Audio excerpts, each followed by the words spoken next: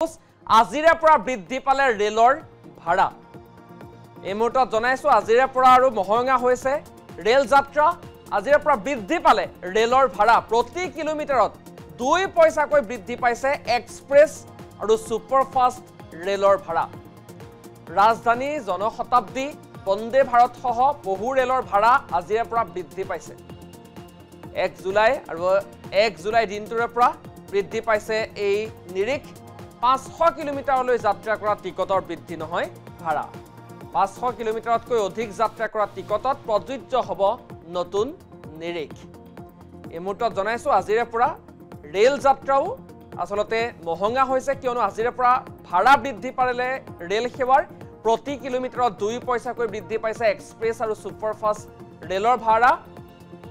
আমি জনাইছো ৰাজধানী জনশতাব্দী বন্দে ভাৰত সহ বহু ৰেলৰে আজিৰে পৰা বৃদ্ধি পাব ভাড়া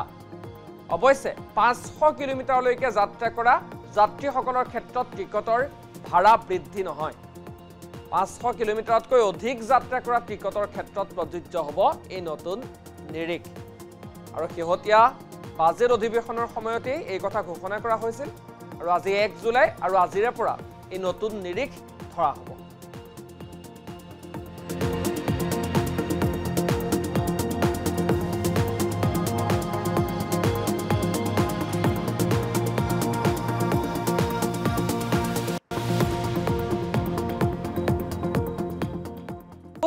আজিৰে পৰা বৃদ্ধি পালে ৰেলৰ ভাড়া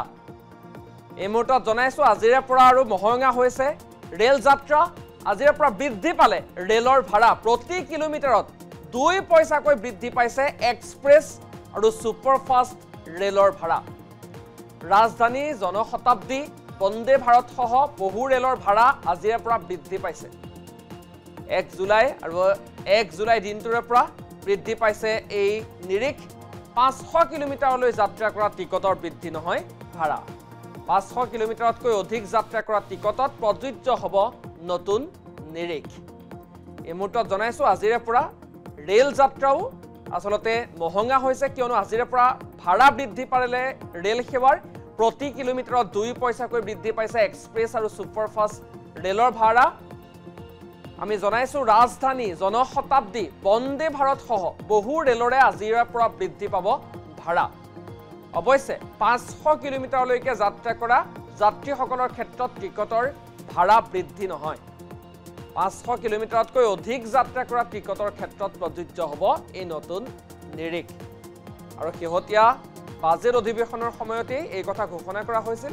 আৰু আজি 1 জুলাই আৰু আজিৰে পৰা এই নতুন নিৰিখ ধৰা হ'ব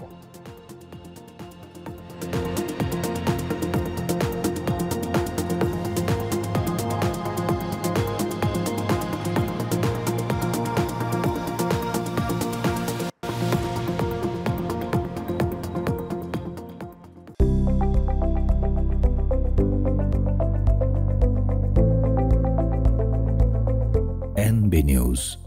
সহজ সৰল ভাষাত নৱভাৰতৰ কথা